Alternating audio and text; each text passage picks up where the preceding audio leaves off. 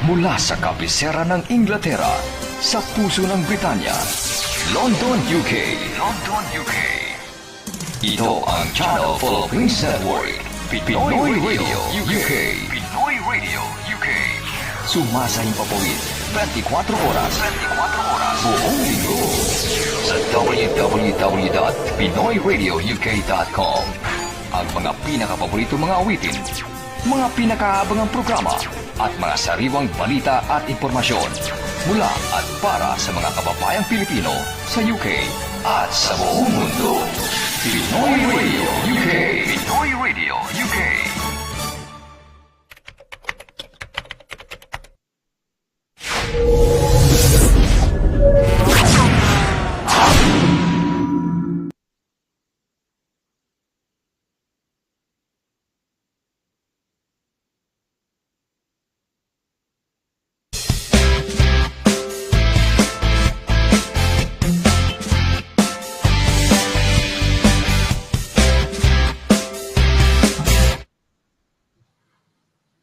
Okay, happy Thursday mga kaibigan. Welcome ho sa ating program. Magandang araw sa inyong lahat. Welcome ho dito po sa Immigration Corner on a Thursday. Ako po si SONNY LARAGAN.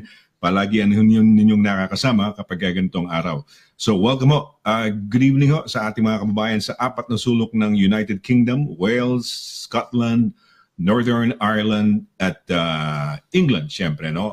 Magandang gabi ho sa inyong lahat.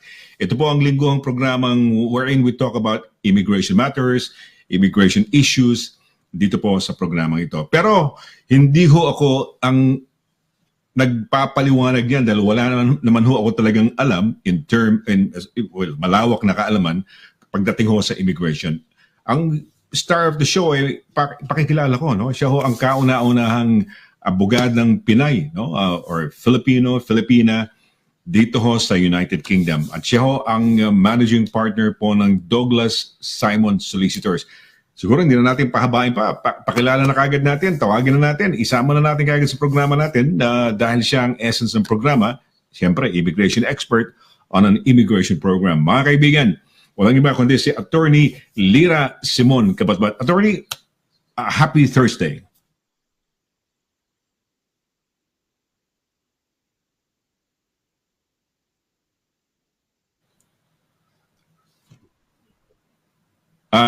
Attorney, wala kang audio, wala kang narinig sa'yo. Siguro nakamute yung audio. Ayan. Sorry. Okay. Ayun, yeah, okay. Okay na. Take two, yan. Okay. Sorry. Happy Thursday. Happy Thursday. Yeah. Yeah. So, unless you were good at reading lips nga, no? Ang sabi ko, happy Thursday po sa inyong lahat. It's good to be back, no? Yeah, it's been one of those weeks. So I'm doing things like nakalimutan ko na I was on mute and things like that. Now it's been a hectic week. Kamusta ka, Sonny? Kamusta kayong lahat, no?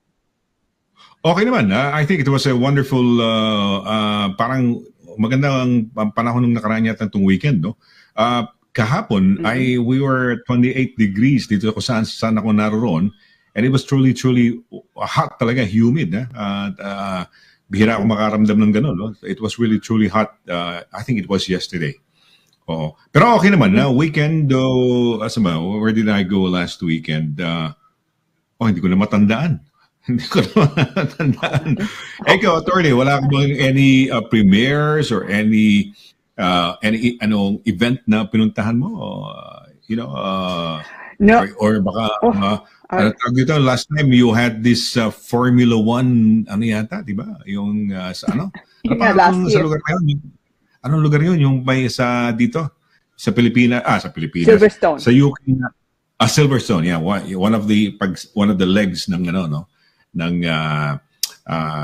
F1, no? So yeah. Oh. Hey, ikaw, how was your weekend? How's Watson, by the way? Patagal ko nang hindi nakakumasa si Watson, Watson is fine. Yung nga lang tumataba, no? Like all of us, Sonny, no? Well, apart from you, ikaw lumiliit. Watson is his usual nga tamad, kain, tulog, no? So that's my dog, no? So he's a bit like me, really, no? Tulog, kain, And the only difference between us is ako tulog, kain, trabaho, no? So no, otherwise I think it's fine. I sent Paula actually a photo of Watson. So taken about 5 minutes ago. So ngayon tulog na naman siya. So no, okay. he's Sige, fine. sige nga. Yeah. Oo. Tignan natin kung ano yung photo ni Watson. Tapos i-update kita kay Snooki. Kasi dalaga na si Snooki. Oh, she's started her period na. Nag-period na siya. I think it was 1 week na ba? Si Snooki? Nag-period na siya. Ngayon lang ako nakakita ng puppy. She's 11 months old. 11 or parang 10 months old. Pero nag-ano na siya, may heat na siya. At yung kanyang private part, talagang namamaga. Very at saka this will run for about mga siguro, I don't know, mga 4 to 8 weeks, 6 weeks. So, ayun. Ang tagal. Ang tagal. Yung mga damit ko, may dugo. Minsan, yung bed, kasi natutulog siya kasama namin. Because it all started when I had her. I was leaving her dun sa living room, tapos natutulog ako sa kama. For mga first few days, iyak ng iyak, so hindi ko matiis. Dinala ko na kagad sa dahil maingay baka sa mga neighbors, ganyan. So dinala ko. So naging habit na kasanayan na natutulog siya sa bed every night. Kaya lang, itong nag-period na siya, may heat na siya, heat yata ang tawag nila, no? Minsan may mga dugo-dugo sa mga beddings. Oh dear. So, they call it spade yata. Spade ba yung parang in-neuterize mo siya? In-neuter mo siya? In-neuterize yun. Sa lalaki yata, neuter yata. Di ba? Sa babae, spade yata. Spade. Tama ka. So, kailan nyo gagawin yun? Hindi na. Kasi gusto rin namin eventually to have some puppies later on. Pero parang mabigat sa loob namin na dalaga pa, bago pa, baka hindi naman pwede magmami na kagad siya. We'd like to enjoy her more and more. Siguro mga after 3 years, pwede na namin allow na magkaroon ng, maging mami na siya.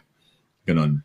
At the moment, we'd like to enjoy her, as a puppy. A puppy dog, little dog. So yan. As in the picture niya, photo ni Watson. Direct. Pinadala ko na siya ni attorney kasi sabi lang niya couple of minutes ago, sabi niya. Yeah, papadala ko. I sent it by WhatsApp. So okay. Yeah. So anyway, hindi naman siya nagbabago. Si Watson, he looks exactly the same. Yung nga lang if anything tumataba. He's 9.5 years old now, si Watson. So he's slowing down a little bit na nga ngayon. Wow, 9.5 years old, no? 9.5 years old siya. Yung I don't know if you know Maria, yung ating editor, si Maria, she has a kitten now, mga 3 months old yata. And she's been longing for a kitten. Sinasabi nga niya sa mga anak niya, mga anak, maregaluhan niyo ako ng kitten. Niregaluhan naman siya, because she went to the States stay there for mga 2 or 3 months with her sister for a while, parang bonding nila. And when she came back, meron na siyang pusa. Ang pangalan, 3 months pa lang, 4 months pa lang yung kitten. And the name is Mochi, M-O-C-H-I. So, nakakatuwa. She calls her, si Mochi, her daughter daw. Kasi meron siyang 2 sons. So, meron ng kaibigan parang cousin in effect si Snooki na pusa, na kitten, no? Yeah, And magpadala siyang picture. Nga, meron kumakuha mo yung direct yung kay Maria Ellis pero pipick upin mo lang. Pag ma-pick up mo lang, andun sa Maria Ellis meron siyang pinost na little girl niya, si Mochi yata, may apelido pa Ellis ang apelido niya. So, Mochi, that may middle name or middle initial. Kung makikita mo lang direct, kay Maria Ellis, andyan siya, nasa baba Nag-post siya ng isang pusa, ang pangalan si Mochi. Sige, pakita lang natin, baka sakali lang kung makuha kagad direct, mailabas natin. It's fun, it's nice to have a dog. A pet pala, I should say, no? May ibang tao, ang pet nila, meron akong napanood hindi ko alam kung BBC or ITV attorney, ang pet niya, duck eh. No? Nabili niya maliit muna, pinalaki niya, gano'n, tapos duck. Pero I don't know how you can have a duck pet, no? Ikaw, what do you think? Duck na pet? O pwede ba? Ayan, no? Tingnan Yes, mo, si Mochi. Cute si niya, no? Mochi. Ang gandang kulay niya. Ang gandang kulay, Oo. no? So Ang cute. dilim, ang itim-itim, no? Oo. Pati nga uli si Mochi, Direk. Ayan, si Mochi, patakbo-takbo daw yan. At saka may insurance na yan. Insured na kagad. Sabi niya, ako nga saan, sabi niya, walang insurance. Ito, may insurance, no? So, anyway, ito naman si Watson. Of course, laki ng ilong ni Watson, no? Grabe. Ang ilong ni Snooki, Malaking aso eh. ang ilong ni Snooki kasi laki lang ng butas ng ilong ni Watson. Ganun lang kaliit. Siguro. Grabe. It's Siguro. very, very small. Yeah, very small. Teka muna, attorney. Ang topic natin for tonight is direct paki-flash natin itong ating topic for tonight. Ito ho yung topic natin for tonight, no? Ayan. Okay, private life, immigration, and young adults. Ayan ho, pag-uusapan, tatalakayan ni attorney mamaya, no? In the meantime, punta na tayo sa ating, yung pagbati, no?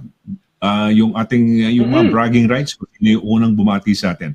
Sige, direct, let's go. Okay.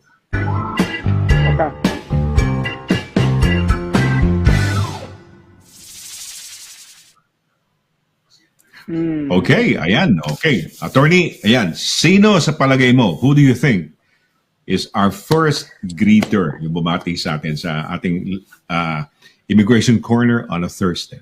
Yeah. Happy Thursday. Sino? I think Oliver. Our friend Oliver, Oliver kasi, Fernandez. Ata. Si Oliver Fernandez. Tignan natin, Oliver Fernandez ba, mga kaibigan? Let's see. Sige, labas natin direct. Nagiging to, katuwa din, parang, ayan, Oliver Fernandez, tignan natin, siya nga ba?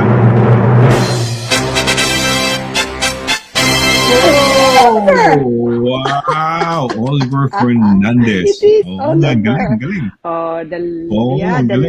Lovely Mr. Fernandez. So sabi po niya, good morning, Attorney Lira, Kuya Sonny, and Direct Pao. Hello, London, and the rest of Europe and the world. Next week, I'll be watching while on tour in Japan. But for now, let our Thursday learning begin. Wow! Tell us a bit more, no, Oliver? So, you're going there, how long, no? Tapos, and you're touring ba, the Japan, or you're staying in one bit? I've always wanted to have a look at Japan again, no? So, have you been, Japan, Sonny, to Japan? No, hindi pa masyado, hindi pa, but I'd love to go to Japan. Talagang yan, one of my, kumaga parang nasa bucket list ko yan, Japan. I'd love to go to Japan, and see a lot of Japanese, and enjoy the places, no? Siguro yung Wagyu na beef to taste that, try the bullet trains, and of course to be in Tokyo and some other places, yung mga Sapporo, ano pa ba yan, mga Kyoto, marami yan, di ba? Maraming mga main cities. Saan ba yung Olympics nila dati? Sapporo, where was the Olympics? Tokyo Olympics, no? Tokyo Olympics nga pala. Yeah. Pero, may mga Sapporo, Japan, may Kobe, kung ano mga... Kobe nga ba? Kobe yata, no? Kobe, yung beef, ano bang beef yung... Saan ba ang Wagyu? Sa Scotland ba? Hindi, Wagyu yata, tama. Sa Japan yun, Wagyu, di ba? W-A-G-Y-U? Japan yata, Kailan ka? When was it when you were there, attorney? Kailan ka nasa Japan? Long time ago. And a long time ago. Batang-bata pa ako. It was only also in transit. So it doesn't really count, no? Because I don't remember anything about it, no?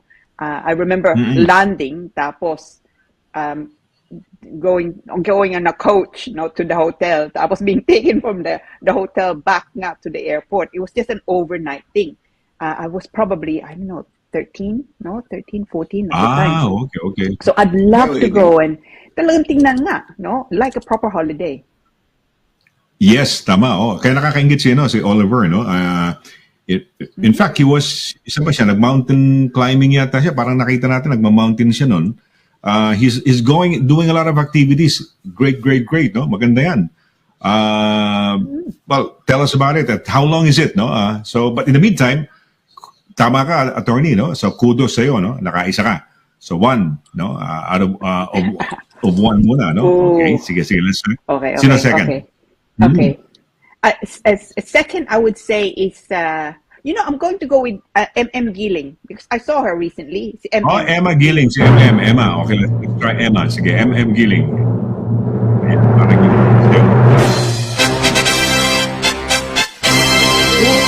Elamparo. Ano nga pala tama natin ito?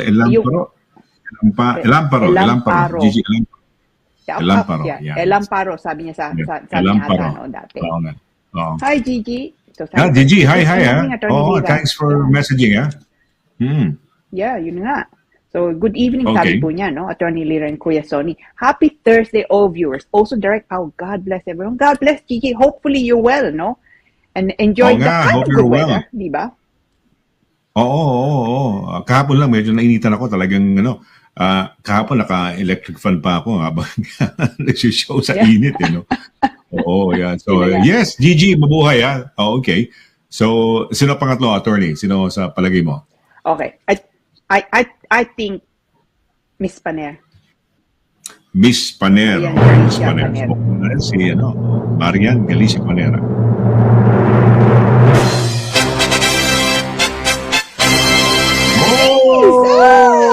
Yes. Oh, yes. Yeah, Marian, wow. Sabi ko niya, hi Marian, yeah.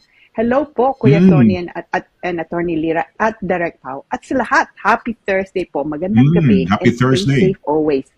Yeah, and stay safe, stay healthy, sabi po niya, no? Everyone, God bless. Oh. God bless, yeah, Miss Panay. Hopefully you're okay, no? Ikaw din, stay safe. There's apparently a new variant at the moment. Marian, Oo nga, okay. So nakadalawa ka, 2 out of 3, no? So magaling. That's a good score, di ba? Nahulaan mo. So ayan. So sige, direct, may ating mga pagbati muna hanggang sa muna natin, first batch. Okay. Oy, si Ma'am Cora. Namiss mo lang isa. Ma'am Cora, no? Sayang. Yeah. Ma'am Cora, lovely. Masayang Huwebes, sabi po niya, no? Sir Sonny, Attorney Lira, Direct Paula, at sa lahat na sumusubaybay sa very informative na Immigration Corner. Love to Snooki and Watson. Love to you, Ma'am Cora. Are you well? Hopefully you're well, no? Yes. Hope you're well, Ma'am Cora. Oo. At lagi nangungumusta kay Snooki at kay kay ano pangalan ito? Kay Watson, no? Oy, sana si Edgar. Edgar, mabuhay, ha? Mabuhay, Edgar, ha? Edgar! Oh, may heart pa I siya. love Edgar, no? Oo. Yun na nga, Yes, magandang we love him. po sa inyong lahat. Yeah, Attorney LC, Direct Pause, Nooks and Sonny L. Mga manonood, dagdag kaalaman day, yung tama. How are you, Edgar? Yes. You okay? No? He's such a nga, talented meron siyang man. I'm always may pinost yata sa kanyang daughter yata. Sino ba ang daughter? May pinost siya. So mabuhay. Ha? Very proud of his daughters, no? Daughter and daughters. So, ayan, sino to? So, ayan. Yeah. Si Edgar, welcome to Any Lazir, Onepse, daughter Lian. Welcome sa UK. Kakstring? Kakarating lang sa UK. Kakarating, sorry. Kakarating lang. It just arrived, no? Sinong nanay? Sinong anak? El Lazir Onepse? Ayan, daughter Lian. Okay. Ano sabi? Congratulations ba? Ano ba sabi? Welcome to any listener. The daughter of Lian siguro. Si Lian ang nanay. Oo, ganun ba? Tama ba kami? Edgar, no? Baka mali ang interpretation. Ayan. Mabuhay. Yeah. Welcome, ha? Welcome, any listener. Yeah, welcome. Yeah, shout out sa kanila, welcome. Shout out. Yes, mabuhay. Oh, Peter Kelly. Peter Kelly. Good evening po, Attorney Lira. Sir Sonny and Direct Pau. Good evening po. Kamusta? Mukhang Pilipino to, no? Si Peter. Mabuhay ka, Peter. Good evening din sa iyo. No? Taga saan ka, Peter? No? Para malaman lang namin kung taga saan ka rito sa United Kingdom. Ayan, para at least ma-acknowledge natin. And it would be nice to know kung nasaan kang nanonood at the moment. Okay. Edgar, yes. Kakatawa siya, no? Okay. Pa-arrange marriage natin siya kay Pom-Pom ko. Yes, he says a dog as well, no? Oh, ito may pumili. Oo nga, Pompo. Eh, this is the dog of ano. Oo nga, oo. Ano pala yung mga dogs pala, napapag-usapan ng dogs, every 6 months pala they have their heat. So, it would run between 4 to 6, 8 weeks yata, o parang ganon, 6 weeks, 2 to 6 weeks, 4 to 6 weeks. Ang hirap lang, very messy. Kasi nagdudugo siya maski saan eh. Oo, masyadong ano. And I found something about female dogs na magugulat kayo no na as saka ko na i-share no pero nakaka-shock pa lang uy, pwede nagaganon din pala ang female dog no na nagulat ako. So ayan no, every 6 months pala I'll have to put up with it, attorney. Every 6 months meron siyang heat. So ayan. Oh, I see. Oo. Okay, well, Grabe, good luck oo. with that, Sonny, no? Oo nga. Hindi ko alam kung meron diapers ba ng dog, so no, para pagka during the time na meron siya, pwede siyang bigyan ng diapers. No? In the meantime, okay. So, sige, direct. Ano? Okay, so yan muna ang first batch natin ng mga pagbati. And we're gonna have a short break. And when we come back, pag-uusapan ni attorney yung itong topic natin na yan. Okay, private life, immigration, and young adults. No? Huwag ho kayong alis, no? Mga kaibigan, at pagbalik ho natin, i-discuss ni attorney yan, saglit po lamang. Mula noon hanggang ngayon, serbisyong mapagkakatiwalaan, serbisyong maaasahan pagdating sa inyong mga padalang balikbayan boxes. Dito ka na sa Forex Cargo. Sa presyong kayang-kaya ng bulsa, sigurado ka pa sa inyong padala. Forex Cargo. Dahil kailangan makarating. Call 0208-813-7064. O ano pang inaantay niyo mga kabayan? Tayo na sa Forex Cargo.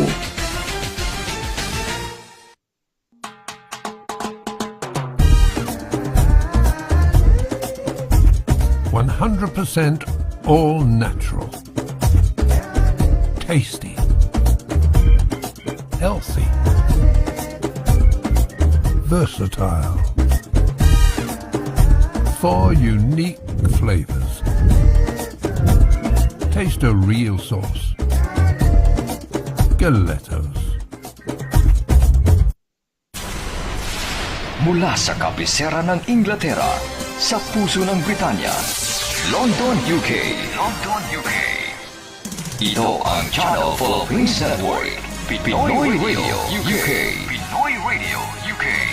Sumasayang papawid, 24 oras. 24 oras. Buong linggo. Sa www.pinoyradiouk.com. Ang mga pinakapaborito mga awitin, mga pinakaabangang programa, at mga sariwang balita at impormasyon mula at para sa mga kababayang Pilipino sa UK at sa buong mundo. Pinoy Radio UK. Pinoy Radio UK.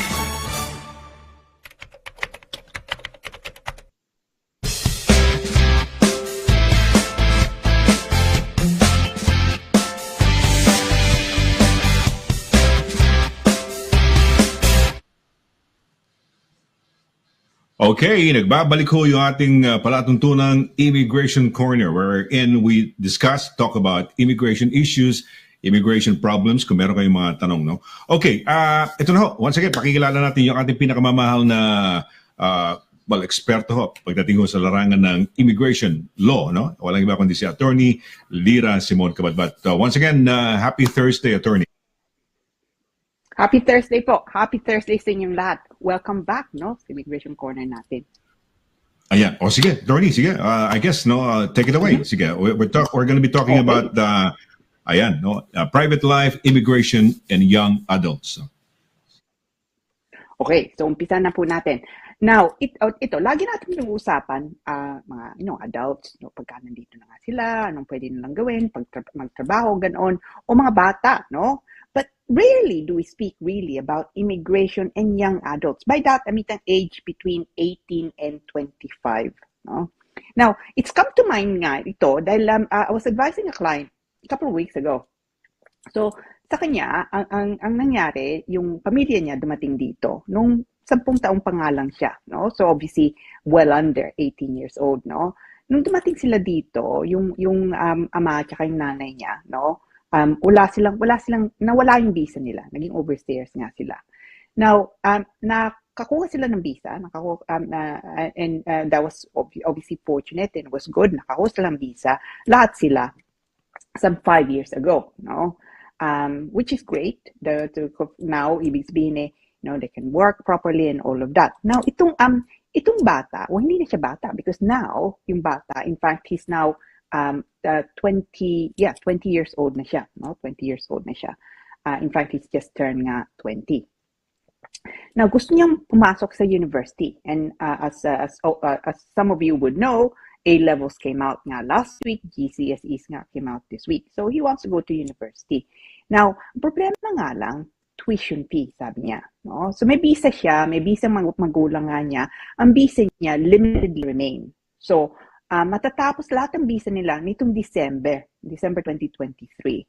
Now, he's made an application nga to the university. Sabi ng university sa kanya, they would need to assess him as an overseas student. So, ibig sabihin, napakataas ng tuition fee. It's about 3 times the normal, local home tuition fee, which is approximately 9,000 pounds per annum nga, no? So, ibig sabihin, you're looking at about, in the 20s, ang payo sa kanya. So, his parents do not have 20 plus thousand pounds to pay. He certainly doesn't have it. So, sabi niya, ano ba magagawa niya? So, we were considering ito, yung application, the applications they're going to be submitting in December in the context nga of universities. And itong payo ko sa kanila. So, itong bata, may visa na nga siya. Nakuha niya ang visa niya under the private family life route 5 years ago. Usually, ang mangyayari, pagka in December or just shortly before December nga, magpasok ka ng application, sabay-sabay nga silang lahat, and then he would get, like the parents, 2.5 years uli.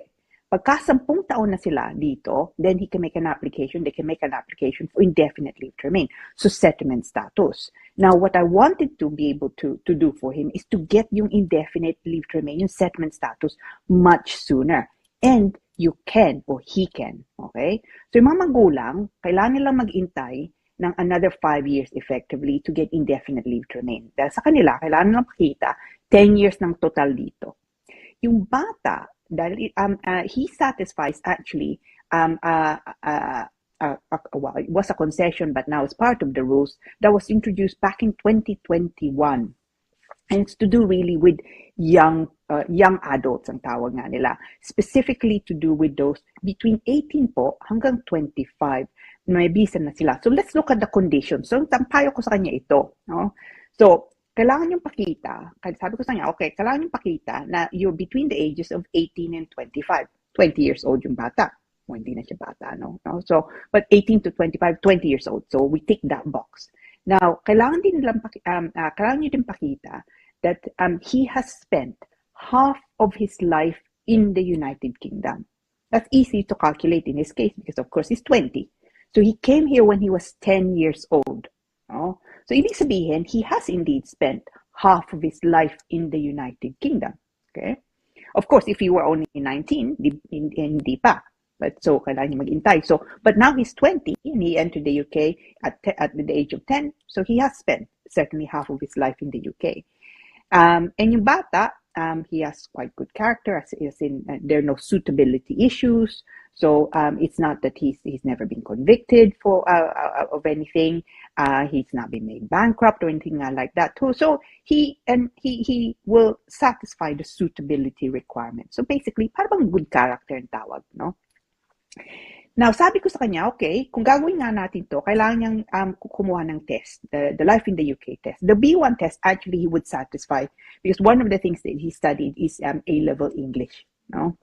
So yung B1 level English, that should be satisfied nga. And as I say, Life in the UK, kailangan niyang kunin, which I don't see is going to be a problem nga sa kanya. There's no financial requirement. So, hindi natin kailangan pakita na ang ama at nanay niya may income sila na over 18,600 or 20,000, ganon. We don't need to show that, which is good.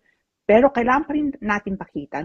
Ang payo ko sa kanya, under the suitability requirements, for example, good character nga, gusto pa rin natin pakita nga na sapat yung pera nila para sa kanila, no? Tsaka meron silang tinitirhan. Again, it's not a problem dahil nanay, tatay, nagtatrabaho pareho. Siya may part-time nga lang siya ngayon, but it doesn't even matter. Dahil sapat nga yung pera nila. So, there's even though there's no strict financial requirement, pwede pa rin natin pakita, meron siyang tinitirhan, kaya yung sapat nga yung pera nila para sa kanila. And actually, may sobra pang kaunti. And then, the last thing na kailangan niyang pakita is the 5 years visa, qualifying period ang tawag nga nila. So, kung hindi pa siya 5 taon dito, fortunately sa kanya, 5 taon na nga siya, mahigit na nga konti. So, pero kung hindi pa siya 5 years dito, then he would not qualify. And that, amongst other things, is a mandatory requirement. So, kung hindi pa siya 5 years, then there's no point making an application under that. So, he satisfies the qualifying period also 5 years. So ibig sabihin, pwede siya magpasok ng application. Now, anong papasok niyang application? It would actually be for settlement status, indefinite leave to remain, no, under this private life route. Okay, so it is under what's called PL, which is short for private life. The rule says 4.1. Okay, so it would be an application under the private life route. Now, kung makapasa siya doon, like all the requirements. So by that, I mean, they take 1825 siya dito, half of life in the United Kingdom, suitability requirement, B1 and life in the UK test, no financial requirements as I say, and 5 years na nga siya dito with this visa. No? So kailangan niya pakita, may visa siya under the private life route for 5 years. So if he ticks all those boxes, and he does, no, then bibigay na visa sa kanya settlement status, indefinite leave to remain. So, ibig sabihin, kung makuha nga niya, he will then be a resident in the United Kingdom. Now, the university, sabi nga nila dati sa kanya, well, limited visa ka nga dito, so we're going to assess you as an overseas student. Now, I'm hoping nga, and this differs really from university to university, na in getting indefinite leave to remain nga para sa kanya, that he would then be assessed as a home student, a local student. So, ibig sabihin, rather than spending, 20+ thousand pounds per annum for the tuition fee, he would be classed as a home student, which means you're looking about 9,000 pounds. Because 9,000 pounds, sa kanila doable, no? Especially if he gets nga a loan. And so it would mean, really, itong bata, okay, he may not be able to go. He's planning to take a gap year this year, but next year, hopefully nga, he will then be able to go to his choice of university. No, so it really sa kanya it's made the difference between being able to go to uni or not being able to go to uni. Okay, so kung meron kayong mga anak o kayo mismo, no, meron kayong visa, 5 taon na nga kayo dito, between those ages, you satisfy all those requirements. Nga, you should seriously consider making an application sooner for indefinite leave to remain. Dahil kung makakuha yung indefinite leave to remain na mas maaga, no? So, in his case, he gets indefinite leave to remain, no? Then he can make an application, of course, within 12 months of getting indefinite leave to remain, in fact, for naturalization leading to a British passport, no? Even though, of course, yung nanay tatay niya hindi pa. So, in his case, he can potentially make an application for naturalization and then get British passport. So it's all good news nga sa kanya. But as I say, it put me in mind of the A-levels nga and last week, tapos this week nga GCSEs. In this case, okay, sabi nga niya sa akin, he's gonna have to, he was thinking anyway, taking a year off. So rather than not being able to go, he will be going. But isn't that great, no? So bear it in mind kung ganitong sitwasyon nyo. Because I do think it makes a world of difference, and in his case, it'll make a world of difference talaga. So sabi ko nga sa kanya, look, he needs to just keep me informed because I'd like very much to know anong plano nga niya going forward. But anyway, I'll be making an application, I suspect, for the whole family nga shortly, because their visas will expire anyway in December. But isn't that great, Sonny? No, it's a good. A nice story. Pero he can apply ahead of the family, the rest of the family. Ganun ba? Yeah. Yung sinasabi mo, attorney? Tama. Okay. Tama. Opo. You were mentioning about, for example, kasi kung hindi pa ba siya maging permanent resident, yung unlimited status niya, baka i-consider siya as a home student, as a foreign student, kung gusto niya mag-university. Were you trying to infer that kung hindi pa naka-apply, a strategy to do is to do a gap year so that by the time, yung gap year in effect, pag okay na ang papers mo, ano ka na, naturalize ka na, ganun ba? Is that what you're saying? Na parang, sa ngayon, kunyari, kung hindi pa naturalized, he would be classed as an overseas student, paying, say, 20K a year, pounds. Pero kung iga-gap year ba, is that a strategy? Is that deliberate? Is that to have a gap year, actually, so that in the meantime you can apply for your naturalization, permanent residency? Yeah, sorry, go. Yeah. No, that's fine. Yung actually in his case, no, and this is why I was particularly pleased na they saw me, pinag-usapan nga namin, that akala niya, he needs to then wait like the parents, which is we're looking at another 5 years nga. And so he wasn't actually thinking potentially of going. He had nearly given up on the idea of going to university. That he can't afford it. The parents can't afford also to send him to uni. Not with that amount of money, because you're looking at per annum, 20 plus per annum. So he pretty much given up on the idea of going to university. So in this case, dahil nga nung nalaman nila sa akin that actually we can make an application sooner for indefinite leave to remain. So sabi niya, in that case, I'll just take a gap year, and then apply, next year. So it's changed his plans considerably, and so he's ecstatic because it means being able to pursue studies.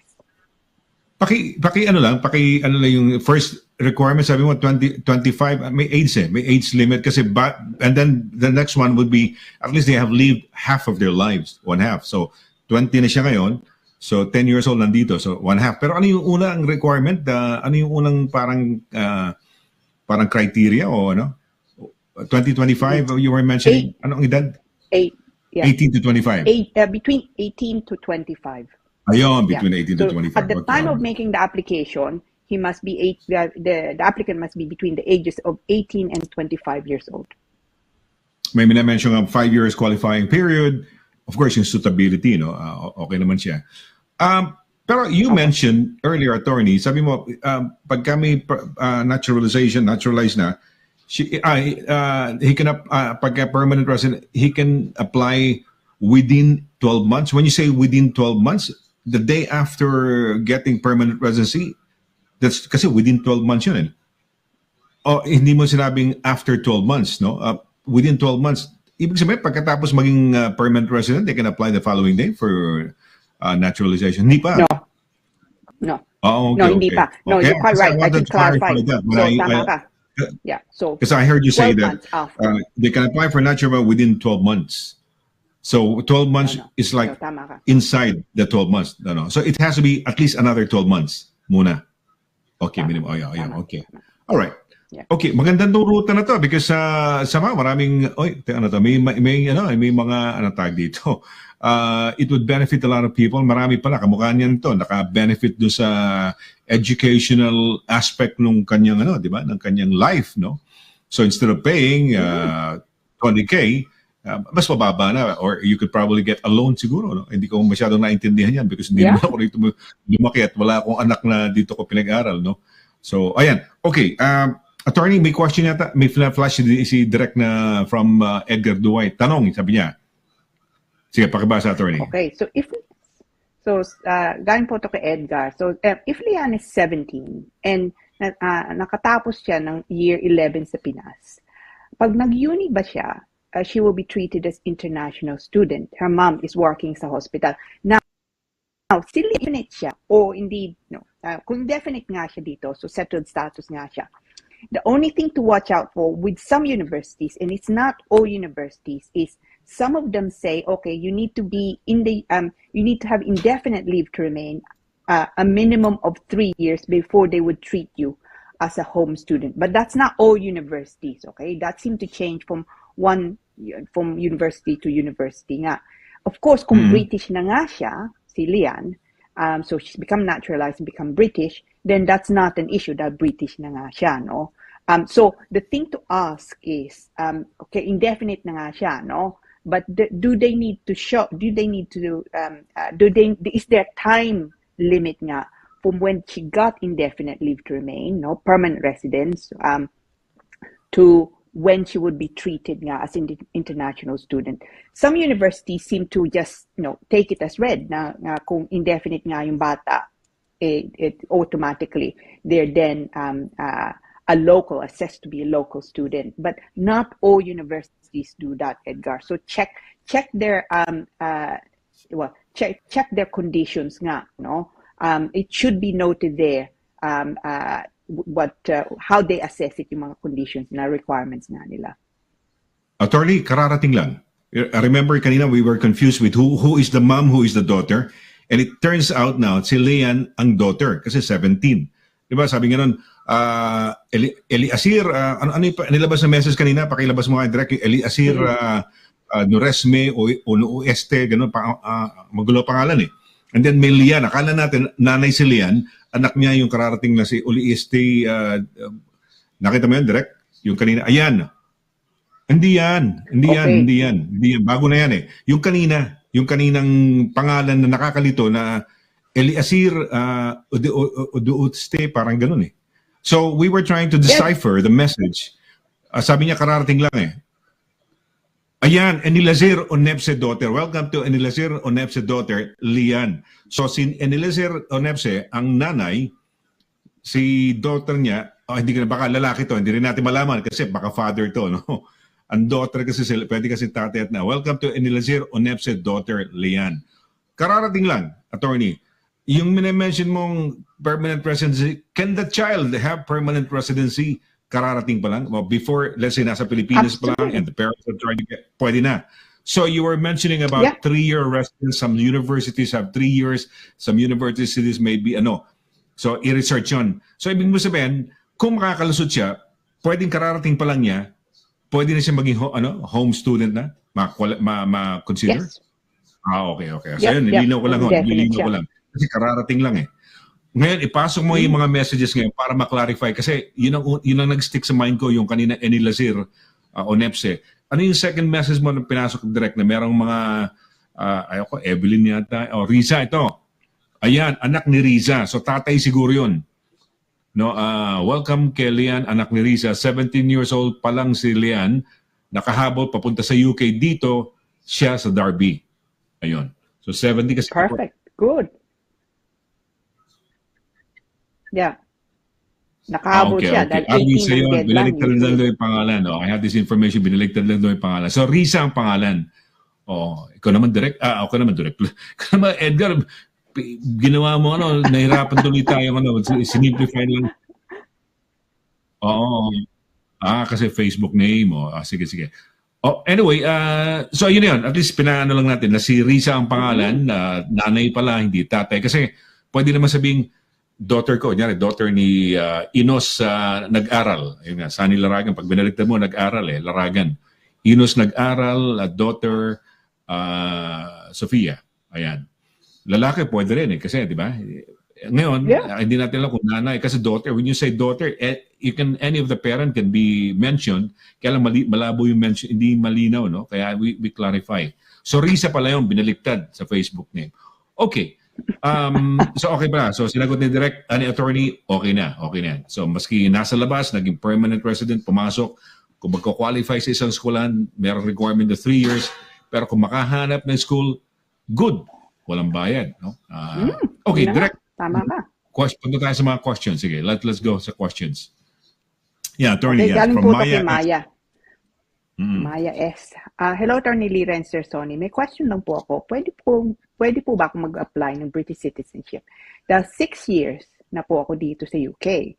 medyo nagdadalawang isip ko dahil talaga makabayan po talaga ako. Gusto ko lang sanang malaman if hindi po katrayduran no sa bansang Pilipinas kung mag-a-apply na po ako ng citizenship dito sa UK. Feeling ko po kasi tinatalikuran ko na yung pagka-Pilipino ko. Oh Maya, ikaw naman. Oh, okay. Well, it's less of a legal question, more of a kind of feeling, more feeling of, yes. Question nga, no? Look, ito. Ang maganda nga, for a long time now, pwede tayong maging dual, no? So, kahit nga maging British citizen ka, you can still maintain, anyway, yung Filipino citizenship mo. So, and of course, you will, no doubt nga, maintain also yung mga connections mo nga sa atin. So, I don't look at it that way, no? I think, ako nga din, no? It's, every time, so, pagka mga tao, no, they ask me what I am, or I'm asked on the form, no? No, what's your nationality? I still have to think that my gut reaction is to put Filipino, because I am Filipino and I feel Filipino nga, no? That's irrespective of any passport nga that I may hold. So no, I wouldn't worry about it, Maya. No, I think if it's something nga na you perhaps should do dahil it means nga makakabalik ka dito, if you're go to the Philippines for any length of time, hindi ka nga, you're not going to lose your leave to remain in the UK because you've been away for more than 2 years. If it makes life a little bit easier also when you're retiring, I don't think that you should look at it as a kind of you're feeling that you're being a traitor by taking on another nationality. I don't think so. At least that's my feeling. I think the passport you hold does not dictate your feeling about home, home country. What do you think? Well, I agree. I agree with you. Tama yan. People would, kung ang citizenship mo naman, mahirap ka naman, if you go back to the Philippines, wala kang trabaho, or you find it difficult to probably have a better life. Kanya nga lahat itong mga kliyente mo, di ba, attorney, all of this, even sa America, they want to go abroad. They want to have a good life. They equate yung going abroad to a better life, to a better way of earning money, di ba? Kaya nga pagka nakalusot sila sa immigration challenges nila, para silang tumama sa lottery, di ba? That's how we describe it. And also, sino ba ngayon na Amerikano? There's no anybody a Japanese you see on television sa Pilipinas, sa America. Some of the newscasters are mostly Japanese-looking girls na eh. Yung mga host, hindi na yung puti, di ba? Iba na. So, wherever siguro kung yung patriotism pwede namang hindi naman magiging, di ba, parang epekto sa atin yan. I don't think people, if you're having a good with the likes of some people that we know living in Italy, living in France, they prefer yung nandoon sila sa France or sa Spain or sa Italy rather than being back in the Philippines where they have a difficulty in getting jobs, no? So, yun, I guess hindi dapat maging issue yun. Tapos, nakalimutan ko na my flow of thought na wala tuloy, no? Pero, yun lang. Yun, naalala ko, meron akong kaibigan ngayon, no? Nagsisisi, no? Ang problema lang kasi ngayon, yung pagiging citizen, exempted na sa exam eh. 60 plus na eh, di ba? Ano bang exemption ng exam, ng Life in the UK test? Kasi maraming bumabagsak yan eh. Anong 65. 65. Okay. May kilala ako. Hindi ko na babanggit yung pangalan. Very close to me. She came over here, worked for a government media organization sa Pilipinas, and was sent over to have some media sa BBC. But anyway, she fell in love. May family. Kaya lang hindi niya na ayos yung status niya. Permanent residency lang siya. Hirap na hirap siya. Talagang gusto niya nang mag-ipon. Gusto niya nagsisisi siya dahil ang hirap lumabas eh. Like, pupunta ka ng Amerika, you need a passport, a visa. You go sa France, kailangan mo ng visa. Hindi basta-basta eh. Tsaka pag umuwi, dumarating sila, hiwalay sila eh. yung anak niya at saka asawa niya na Irish, doon sila isa-ibang pila. Siya dahil Philippine passport, doon siya sa isang pila. Ang hirap, di ba? Maraming tawag dito, hassle. So, yeah, be a citizen, okay lang yan. It doesn't make you less of a Filipino kung meron kang British passport, no? So, yan. Okay, next question natin. Sige. Ayan, sige. Tayo lang natin, attorney, no? Second. Okay. Ayan, okay. Galing po Sige. to kay Rosie. Rosie M. Good evening, Attorney Lira and Sir Sonny. I want to ask this po. Nagpapatanong po kasi ang friend ko. ILR, definitely remain, no? Na po siya since 2006. Okay, gusto na po niyang mag-apply ng citizenship ngayon. And may life in the UK test na po siya. Required po ba siyang mag-English test para sa application niya? Oh, actually, this is tamang-tamang question, no? Answer is yes. If he is under the age of 65, no, and she doesn't have nga any so medical concerns, for example, no. So yes is the answer. So yung life in the UK test, valid pa yon, because fortunately yun, at least at the moment, walang expiry date. Pero yung English language, which is the B1 level, so mas mahirap na. Pero kaya niya yun. I mean, if she passed the life in the UK test, she will pass the B1 level. Gawin niya. A permanent resident for a long time, and you will be surprised to find out they still carry a Philippine passport. Okay? Philippine, hindi pa British. Ano ang mga reasons ba? For example, kamukha ngayon, kung over 65 ka, hindi ka nakukuha ng life in the UK test. Wala ka na rin English test. So, libre, it's just a breeze. Okay lang, di ba? Walang problema. Pera na lang ang problema mo. Magkano na nga ngayon? Magkano na ngayon para mag-apply ng citizenship? Anyway, what are the reasons why? Kung bakit, sige, maaaring gusto nila, pero bakit hindi sila nag-a-apply? Anong mga reasons kaya? Meron ba silang criminal record na they are so afraid na baka it surprises me to find out some people who have been here for a long time only to find out permanent residents lang nila. So what's holding them back? Huwag na natin sabihin sigurong love na natin ang country. They probably have that intention, they want to be British citizens. Pero what sometimes holds back? What would hold, attorney, criminal record? Ano bang, na merong pending? Anong reason? No, the two things, apart from you like Maya said, yung feeling of loyalty. But putting that aside, the two main reasons I come across nga na mga tao hindi sila nag-apply is pera, because ang home office fee at the moment is 1,330, no, for the naturalization nga. And ang pangalawa, yung test.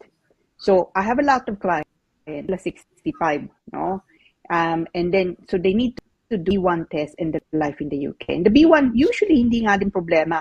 The life in the UK more of an issue. Dahil tayo, no, I find mga kliyente ko especially, lagi silang nagtatrabaho, no? So, trabaho, tulog, okay? Trabaho uli, tulog, no? They have no time to study for this life in the UK test. And then, sometimes, so parang sila tapos hindi sila pumasa, no, first time around, they get discouraged about doing it again. At saka it's not cheap also, no. The life in the UK test is not as expensive as say the B1. I think the B1 is something like £250. The life in the UK, I think it's £50. But still, no, it's still money, no, and mainly not time. So I think money nga, it's not a cheap application also, making an application, but mainly I find itong test. So unless they exempt because of age, for example, they don't have the time, they don't have sometimes the patience nga to do the two things. But beware po, it's not gonna get better. Hindi nila aalisin yung test. If anything, it's more likely dadagdagan pa nila. So kung pwede yung gawin, I would say do it now. So kung somebody, for example, here is a young man, Filipino, always fighting with the girlfriend, so he gets to have some police record siguro, having some fights with, mga ganyan, yun, walang problema yun, you mean to say? Maski that wouldn't count, makaka-apekto sa kanyang naturalization application?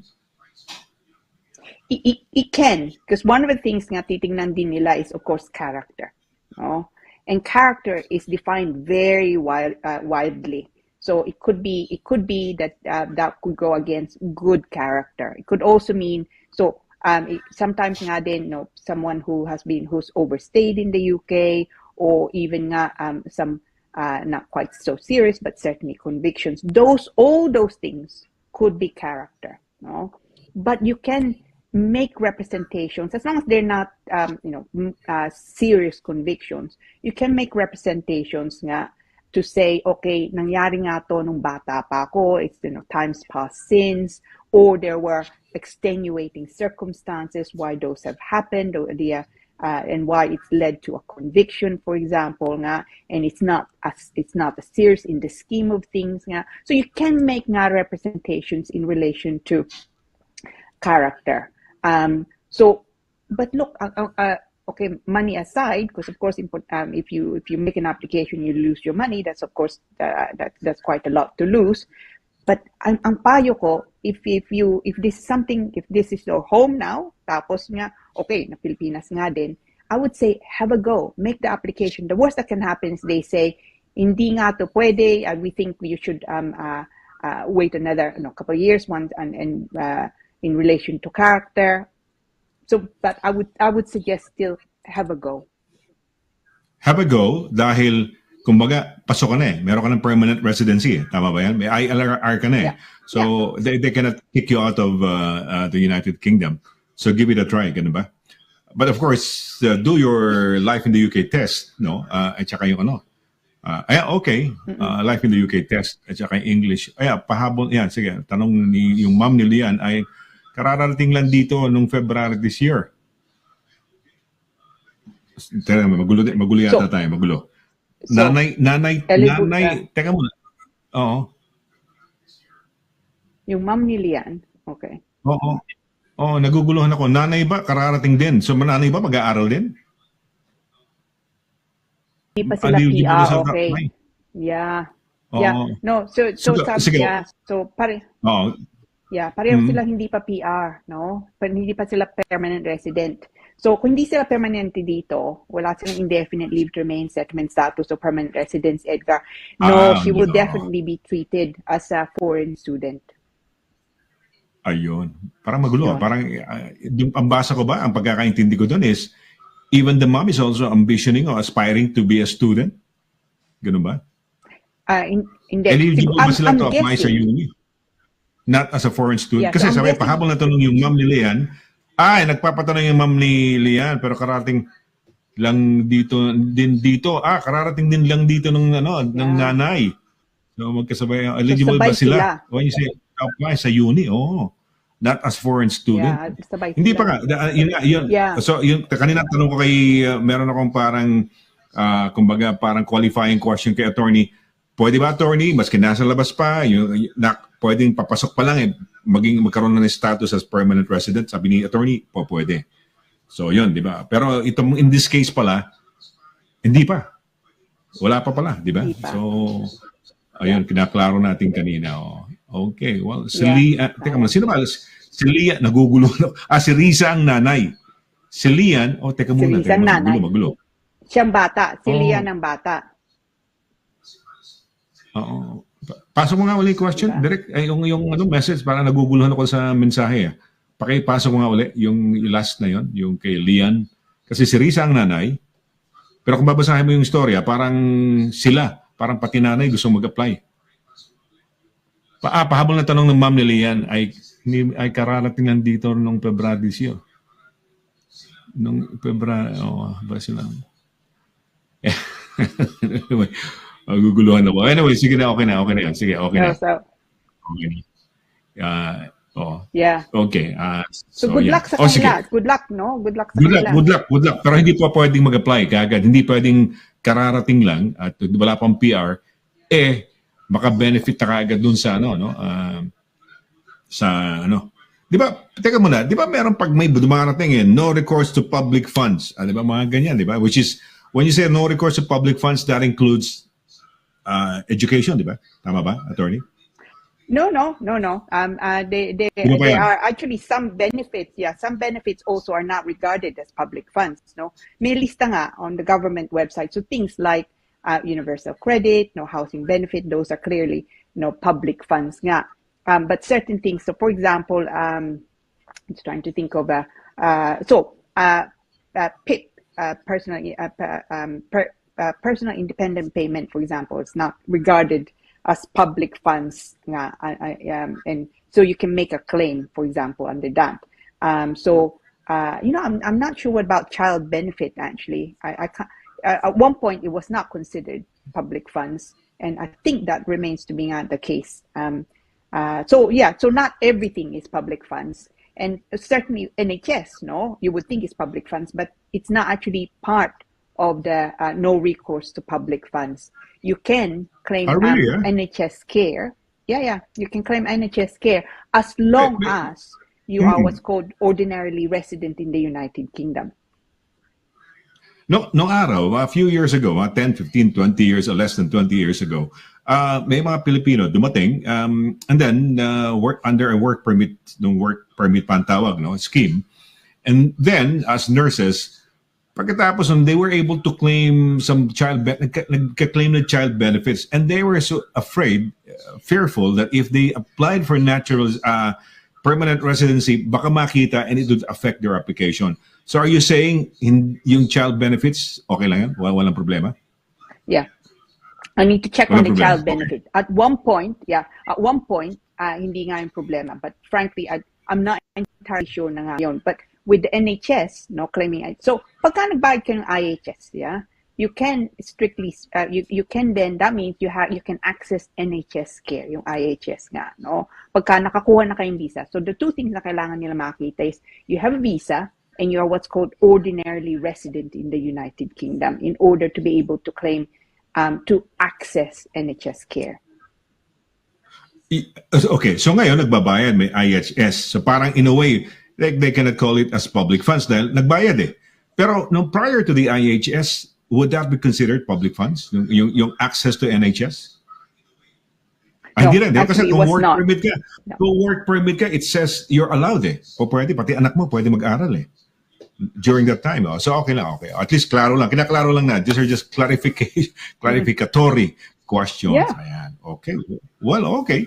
Well, I guess okay na tayo doon sa attorney. Meron ka ba mga pagbati dyan direct? Bago magpaalam si attorney at baka shoutouts on how she could, siguro, attorney, go ahead, siguro, mga shoutouts on how to get in touch with you in case they have some immigration problems and they need a lawyer to represent them, Siyempre, yan, ikaw ang pinagmamalaki natin, the very first, totoo yan, mga kaibigan, kauna-unang abogada o abogado, o Pinoy na abogada dito sa United Kingdom. Itong napapanood ninyo, yung ating long hair na brains and beauty abogado, walang iba kundi si attorney Lira Simon CABATBAT. So attorney, go ahead please. If you have any how to get in touch with you or baka meron kang gustong mga shoutouts, go right ahead please. Well, actually, So let me deal with contacting muna, and I do have one big shout out. So if you need to contact me po, itong email address ko, cabatbat@douglas-simon.com. So the cabatbat@douglas-simon.com. Telephone number po namin 0203-375-0555. And we have of course yung website namin, kung gusto nyo makita yung mga articles ko. Ang website po namin www.douglas-simon.com. So just go into the section with the news, click on that, tapos makikita niyo mga articles, and I will actually be I'll be preparing an article based on yung pinag-usapan nga natin ngayon. And then so kung meron kayong mga kaibigan o kayo nga mismo o kaya yung anak niyo nga is looking to maybe apply for indefinite leave to remain sooner for whatever reason, including maybe university, have a look at that and see if he or she would satisfying the conditions. Because otherwise, also putting aside university or anything like that, you then save, home office fees, right? Kung makakuha siyang indefinite, that much sooner. So it is definitely worthwhile looking at. Now, as far as shout out goes, look, Sonny, as you know, I don't I don't share many kind of personal stuff, because you don't do that. But I just want to congratulate yung anak ko. She did her A levels, and so she did so well. She'll be going to one of the Russell Group universities, and she'll be studying medicine. So I'm a proud mama. Wow! Yeah. Wow! Yes, of course. Wow! Congratulations. At least may naibang medical field kasi 'di ba yan ang mga parang very mga highly esteemed mga course, mga jobs siguro or vocations like lawyer and a doctor, 'di ba? So makukumpleto na yung pamilya nyo. That's good. Is she going to be like, for example, the first doctor in your family dito in the UK? If ever?